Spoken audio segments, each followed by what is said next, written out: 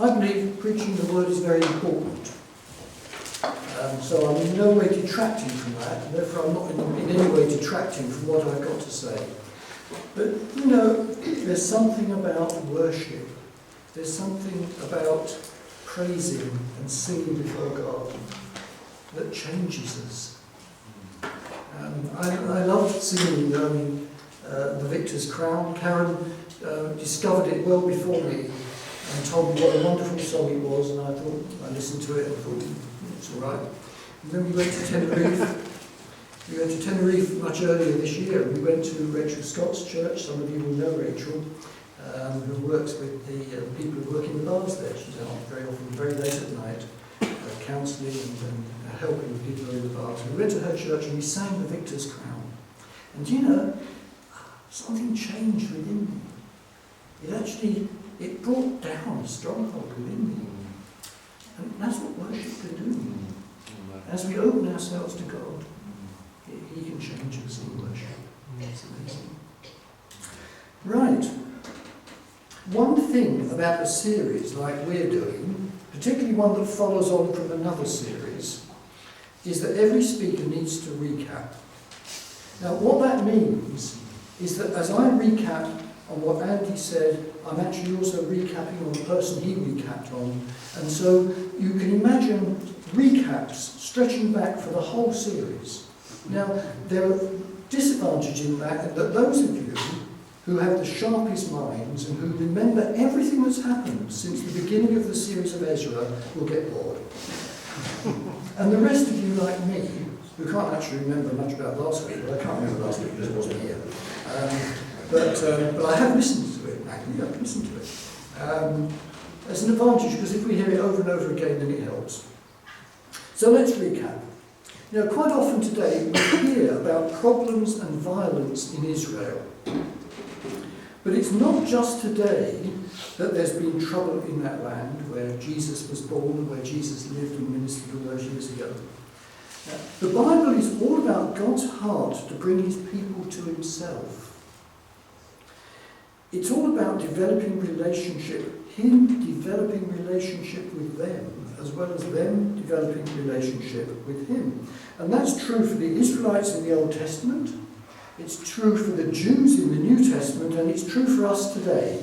It's all about the relationship between us and a faithful, loving God. Because he's a faithful God who never gives up. And some 600 years before Jesus lived, the Israelites were constantly being unfaithful to God. Constantly being unfaithful. And he had to do something pretty drastic to win them back. Now you might say, well, actually he's had to do something pretty drastic to win me back. But it may be. But in this case, it was something pretty drastic. He allowed them to be defeated by the big power of the day, the Babylonians. They completely overran Jerusalem, the capital city. They destroyed the temple, the centre of worship.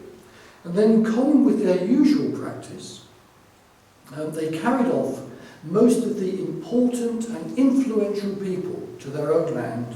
They took them from Israel, from Judah, and they took them off to Babylon. You know, God loved Israel, and his plan was always that they would be restored. And to encourage them and give them hope, he told them through the prophets that 70 years after they were taken away, after the exile, they would return. And sure enough, not surprising, is it? Some 70 years later, after the Persians had then defeated the Babylonians, so it was now a Persian empire, God put it into the heart of the king of Persia to let the Israelites start returning to their own land to rebuild the temple and rebuild the city. So I've got a chart here, just hopefully, it's a bit small, but I've tried to make it as big as I could. I couldn't get it any bigger on the PowerPoint. But it says, it just gives you an idea of the circumstances and the time scales and what happened over this period of time. You see that under Cyrus, which we talked about under the series on Ezra, the first return under Zerubbabel, and 537 BC. And then there's Cambyses, who we haven't talked about. He was the king during Ezra 4-6, but nothing too dramatic happened. Artaxerxes, otherwise known as Pseudo-Smerdis. Wow. He stopped the work in 521 BC. Then we had Darius, who restarted the work. And the temple and the altar were completed in about 515 BC. Then we got Xerxes. I put him and Esther in brackets because we don't actually, it's not actually part of our series, but it's very interesting to know that that's where Esther fits in. And then we've got Artaxerxes again, the second return under Ezra, Nehemiah approaching the king, which is what we're going to be talking about today, and the third return under Nehemiah, which is what we're working through. Now there's one thing very interesting in there, because most of the commentaries I've read reckon that the person who stopped the work was the same Artaxerxes as the king that Nehemiah is going in to see, which we're going to talk about. I don't see how that can be, because you've got Darius in the middle. So I found one chart that mentioned this person that I'm very grateful for, Pseudo-Smerdis. Yes. Who stops the work. So I reckon that there were two Artaxerxes, but if anybody, any historians here, no different, then I'd be very, very pleased if you could come and tell me. But I cannot see how it can be the same person when you've got Darius in the middle.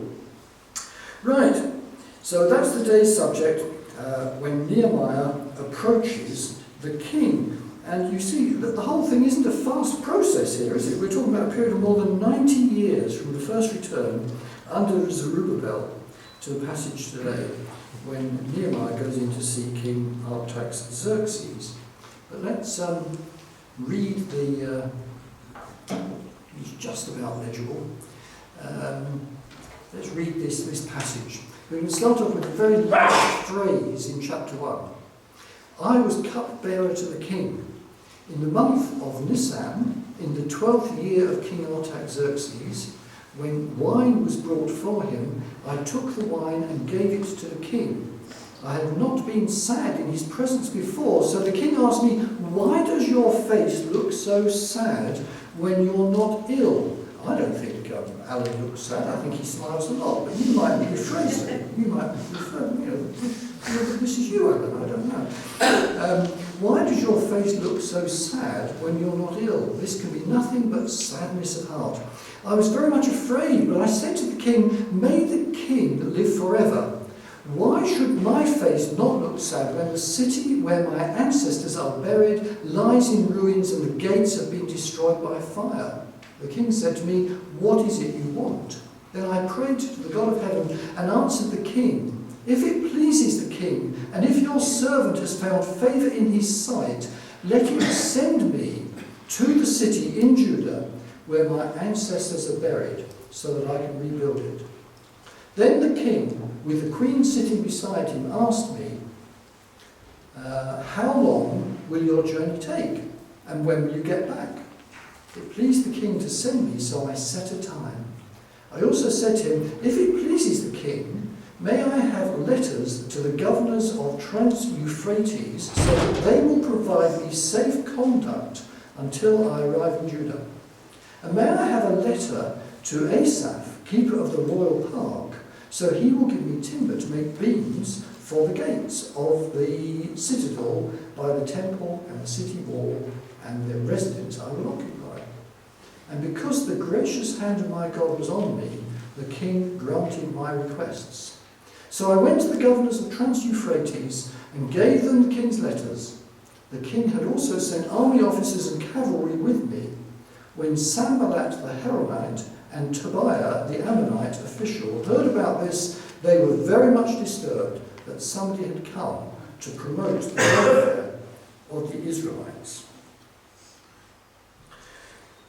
Well, you heard last week that Nehemiah had inquired about what was happening in Jerusalem. He was told the walls of Jerusalem were broken down, the gates have been burnt.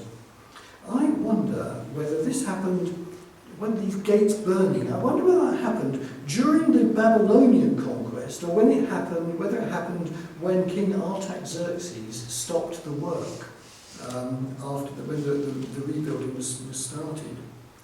I don't know, doesn't really matter.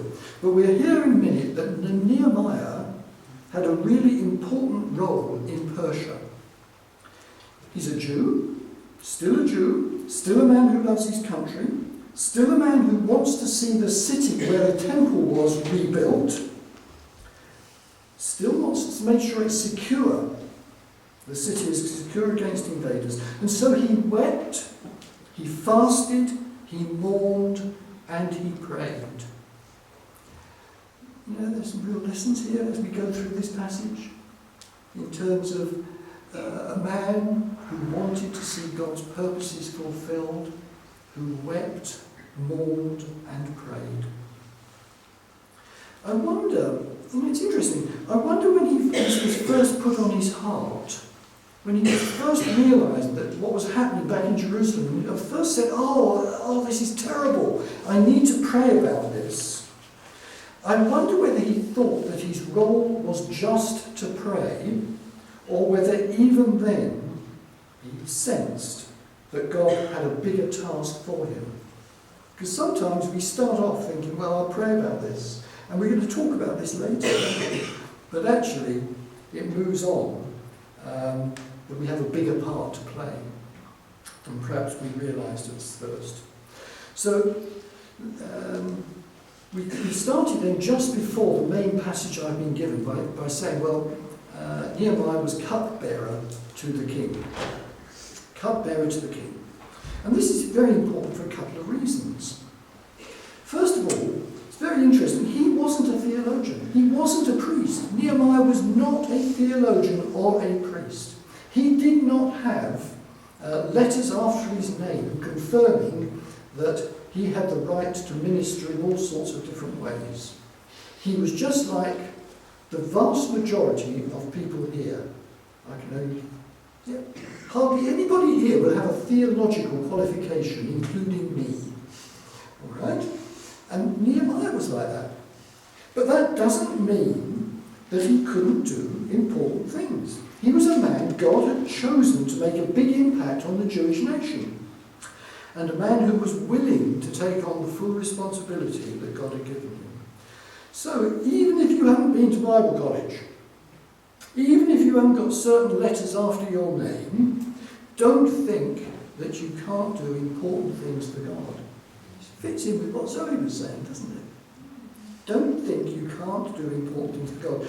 We need people who are committed to the purposes of God, and who have a heart to see those purposes achieved.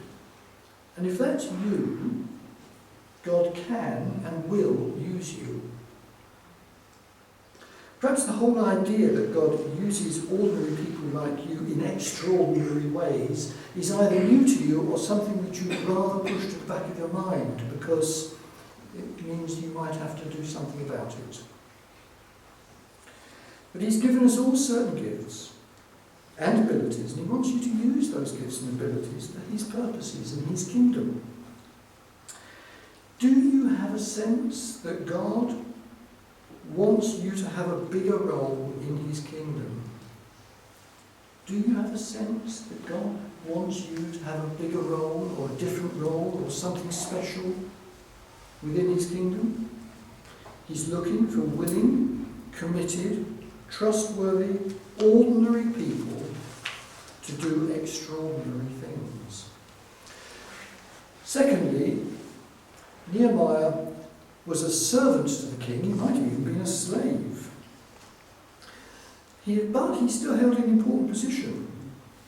Now, you may not be keen on the concept of being a cupbearer because the job is to taste the wine to see if it's poisoned. Let's face it, being a king was a bit risky in those days. Artaxerxes' own father, Xerxes, his name's wonderful, he was killed in his own bedchamber by one of his own courtiers.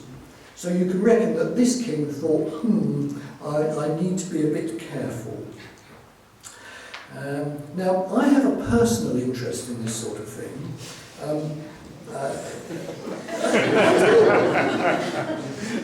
Now, you think that I'm talking about my wife. I'm not. She's told me I mustn't, and I'm not going to. This is completely different. If you're interested in this cupbearer sort of job, I need somebody who's on a gluten-free diet to check my food before I eat it. The only requirement is that the reaction is quick. All right? Now, I don't know whether Debbie's here. Heather's here. See me afterwards if you're interested, Heather. But the job is open. It's an important job. All right? The cupbearer was an important person who had the safety of the king constantly on his mind. He must have enjoyed the confidence of the king. It's likely that even as a servant, he held a lot of influence and would have been present when a lot of important political decisions were made. You may remember that in the book of Esther is another famous Bible story which I mentioned, Esther, who was a Jewess when she became the queen when Xerxes was king. And she also became very influential, and the person who was involved in getting her into the position of queen, Mordecai, he also became very, very influential in the king's court. So people do. These exiles became influential, important people in the king's court. Now, Andy talked about Nehemiah's prayer last week. The Bible was very careful. The Bible was very careful to tell us the names of the months that were involved here, so that we know the actual time period between when Nehemiah started praying and went in to see the king. And it was about 4 months. So he fasted and he prayed for 4 months. Now, he had a pretty demanding task ahead of him. We'll see just how demanding it was in a minute, but you could say that Nehemiah wrote the manual on planning to succeed. See, there are lots of examples in the Bible of people who planned to fail. You could say one example is when the disciples were asked by Jesus to feed the 5,000. And what did they do? They said, ooh. They looked at the size of the task. They said, ooh, this is a big task. They looked at the resources and they said, ooh, we've only got this. What they didn't do, they didn't look at Jesus. They left God out of it. So planning to fail leaves God out of it. Planning to succeed is what Nehemiah did, which is fasting, praying, and bringing God right into the centre of what he needed to do. He was 900 miles away from what was a massive task. He had very few resources. He was a servant or a slave with no power or authority. So what did he do? He prays. He makes sure that he relies on God's resources, not his own. But it was 4 months before his prayer bore fruit. He was patient. So we can learn a lot from this, can't we? I mean, actually, I don't really need to talk about it. I'm going to. I don't need to, because it's obvious, isn't it? What we can learn from this. He laid the foundations of the task ahead of him with prayer and fasting. One of our values as a church is encountering God. We have to say that God is a God who wants to encounter us. He wants us to encounter him, and he wants to encounter us. Both as a church, but also as individuals. We've got a God who knows us as individuals and who longs for an individual response from us as his children. He wants us to spend time in prayer in his presence, seeking his purposes for our lives. He wants us to seek before him our role in his kingdom, just like Nehemiah did. Do you remember this quote from the sermon? It's Chris here. I know Anne is. I don't know if Chris is. I'm going to quote it again in a minute, Anne. So I like this quote. The job, Chris quoted it several weeks ago speaking on Ezra, the job's done only when the stirring of God's Spirit translates into action. My, I love that. I really like it. Because we can pray, but there comes a point where action is required. There comes a point where action's needed. You know, sometimes God may lead somebody to pray and somebody else to take action. But warning, if God leads you to pray about something and puts a burden on your heart, there's a real danger, there's a real risk that you will end up being the person that he also wants to take action. So, let's just quickly look at the recap on these verses 1 to 3. So we've got the month of Nisan, 20th year of King Artaxerxes. Wine was brought in to him. Nehemiah took the wine and gave it to the king. He was sad in his presence. The king says, well, why are you sad? Etc. And he said, well, it's because of the city where my ancestors are buried lies in ruins. So what we find is that after 4 months of praying, 4 months of laying the foundations in prayer and fasting, Nehemiah goes in to see the king. Now, it's interesting, isn't it? Because the king must have seen him every day, probably, unless they were sort of deputy cupbearers. Maybe I could have a deputy gluten-free day. Maybe there were deputy cupbearers, I don't know, but probably the king had seen him every day for the past 4 months. And yet on this occasion he says, why are you sad? Why are you sad? Now, why was it that on this occasion he was sad?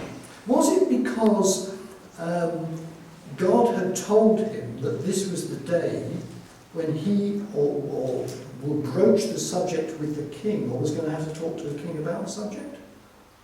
Or was he sad because he just got finally, after 4 months, overwhelmed by the whole burden of the problem back in Jerusalem? I don't know. It was one or the other, I'm sure.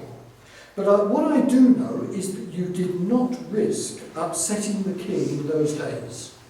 It's rather like coming into Jonathan's presence. You mustn't look sad in Jonathan's presence. You never know what will happen. But you most certainly didn't risk coming into the king's presence being sad, because it could well be a death sentence, and a pretty unpleasant death at that. I mentioned Esther before. You know, Haman, who was the chap who tried to get rid of the Jews in Esther's time, he prepared a 23-metre, yes, a 75-foot pole. So it's 75 feet or 23 metres if you haven't learnt correct units. Pole on which he was going to impale Mordecai. Now, in fact, it was Haman himself who ended up impaled on this 75-foot pole. So I wonder whether that nice pole was still around, and whether Nehemiah might have wondered whether he was going to end up on it if he upset the king. I don't know.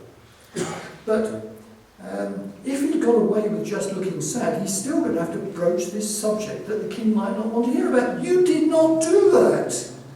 You didn't go into a king and tell him what you were going to talk about. You just didn't do it. How was it all going to happen? Well, I wonder whether he was going to think he was going to have to go in and say, "Good morning, King. Hope you live forever. I know I'm your trusted cupbearer and that you like having me around to drink wine for you in case it's poisoned. But I just wondered if you would mind if you could find somebody else to do it for a bit. Just for a few months, while I push off home to rebuild a city that's always been a centre of revolt and rebellion in the past." What? Oh, you're going to impale me on a 75-foot pole? All right then. I suspect Nehemiah was in quite a turmoil as he went in to see the king that day. Now, I've called this talk Nehemiah, a man of faith and courage. You know, on the battlefield, the brave and courageous person is often a person who is also scared. The brave and courageous person pushes forward in spite of their fear. we will see that Nehemiah was afraid of what he had to do, but he pressed on anyway. Now, I saw Christy on Thursday, and he mentioned that he was planning to have songs about fear, and he didn't know that I'd already prepared a lot of this at that time, so we've been singing about fear. And I thought, well, hang on, he's talking about how there is no fear, and I'm talking about the fact that there is. How does that all fit together? And in 1 John 4:18, we've got, there is no fear in love, but perfect love drives out fear, because fear has to do with punishment. The one who fears is not made perfect in love. Well, that verse is talking about the fact that the love of God is perfect, and that if we know the love of God, we don't need to be afraid of his punishment, because we know his forgiveness. It's saying if we worry about God punishing us for the wrong things we've done, we haven't really come to appreciate the full extent of his love and his forgiveness. The absolute core belief of Christianity is that when Jesus died on the cross, he died in place of our sins so that we could have complete forgiveness from God. And we have to accept that for ourselves as individuals. Because the Bible makes it clear, this is a bit of a digression, but it's an important one.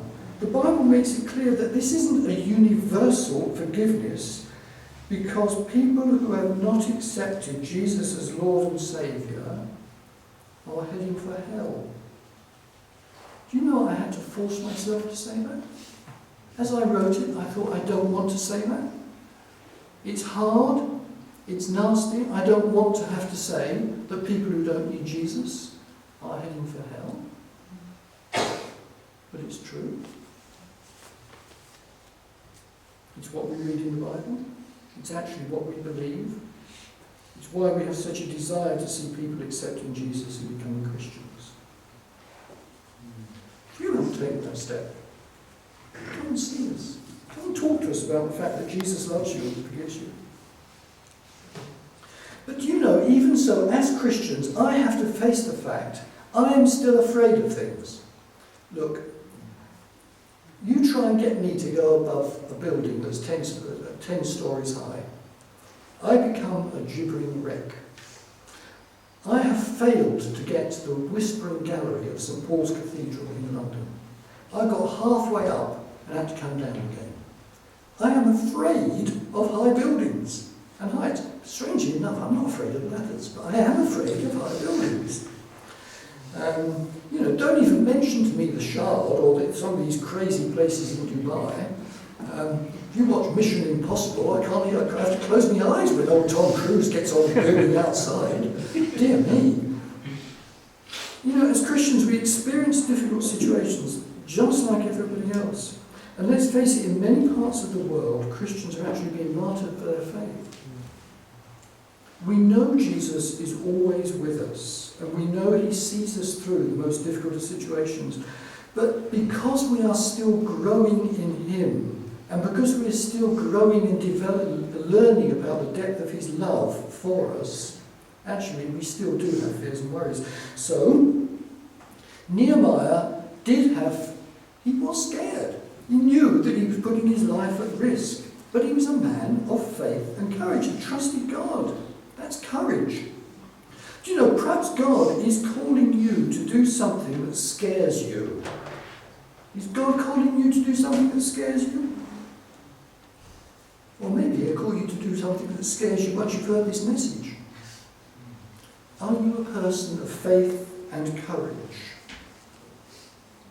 It might be something big, like going abroad to a country you don't know, a country that's dangerous, or maybe something nearer home. I'm quite lucky. You think I'm warped, but I like knocking on doors and sort of doing sort of Christian cold calling bit. That's what we did over the new residences over there, which is when we met Mike Harris, who's sitting there as well. So I like doing that. But a lot of people, they hate it. They're terrified of doing things like that. But people do. They press on, they do it. So are you a person of faith and courage? Will you get on with the job that God is calling you to, even if you're scared? Because, Chris Simpson again, it's job done only when the stirring of God's Spirit translates into action.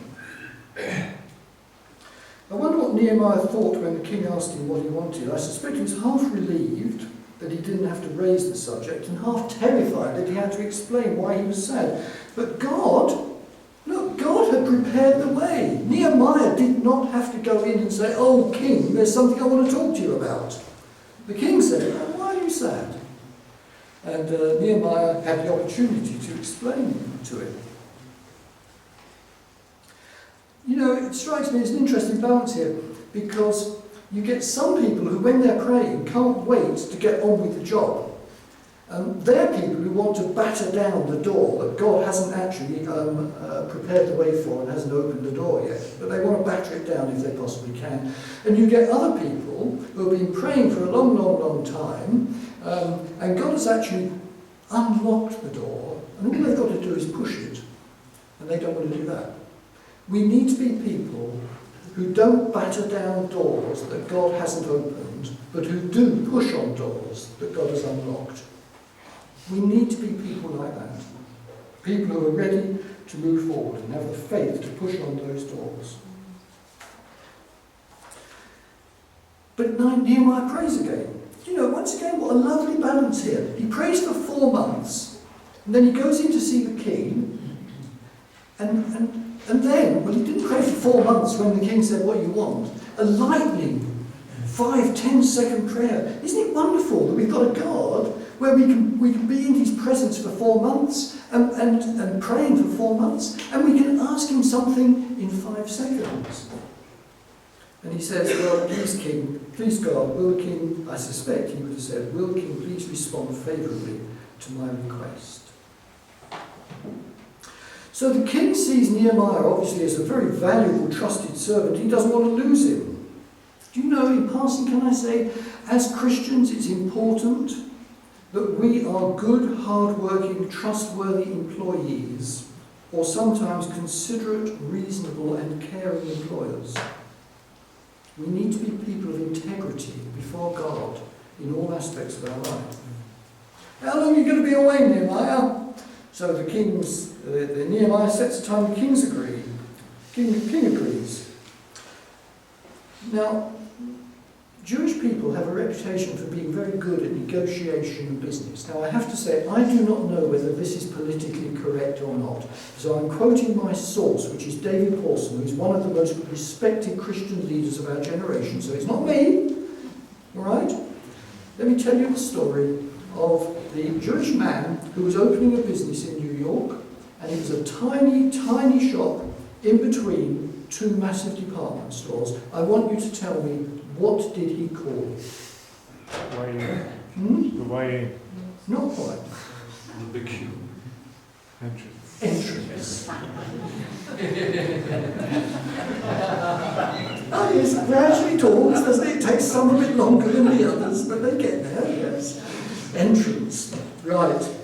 And Nehemiah, he had a lot of nous. So he built up, and you know, it ends up that he was actually the governor of Judah for 12 years. Then he came back to see the king and went back for another stint. Don't think he was telling the king it was going to be that long. So he's got his first objective, he can go, but then gradually he builds up. So by the end of the conversation, he's got permission for a leave of absence, a letter guaranteeing him safe conduct, a letter giving him permission to take wood from the king's forest, and the king chose to send army officers and cavalry with him as well.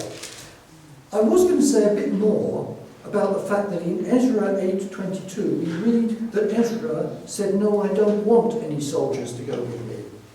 And then Nehemiah says, "Yes, I do." And I was going to say more about this, but I'll say very, very quickly. You know, we can't put God into a mould. He may do something one way one time and another way another time. And if we're as Christians, we're always looking for a formula, a solution that makes God work. He doesn't work like that. I've almost finished. So, absolutely finally, we find that Sanballat and Tobiah are unhappy. You know, if we're doing God's work, we will find there is opposition. Satan uses people to develop their own self-interest. and to fight these things. But we have a God who is all-powerful, and we have a God who is greater than he is in the world. Let's summarise all this in the context of 3 of MCF's 4 values. I couldn't fit generosity into this. If any of you can, then fine. I couldn't fit generosity in, but MCF values: encountering God. Nehemiah encountered God through persistent prayer and fasting, and through lightning prayer. You can have a sense of the developing relationship there. And he saw the results as God opened the door. Getting involved. Nehemiah didn't just pray, he did what God asked him to do. Although he was scared, he pressed on and did what God asked him to do. Transforming communities. Nehemiah helped transform the Jewish community back in Israel. I would suggest that he also actually had a transforming influence in Persia as well, because he was a loyal and trustworthy servant. So, that's what we learn from this first bit in Nehemiah. And what I would say again is, what's God calling you to? I know he's calling everybody, all of us, to prayer, but what's he calling you to beyond that? Because probably you need to be a brave, courageous person of faith.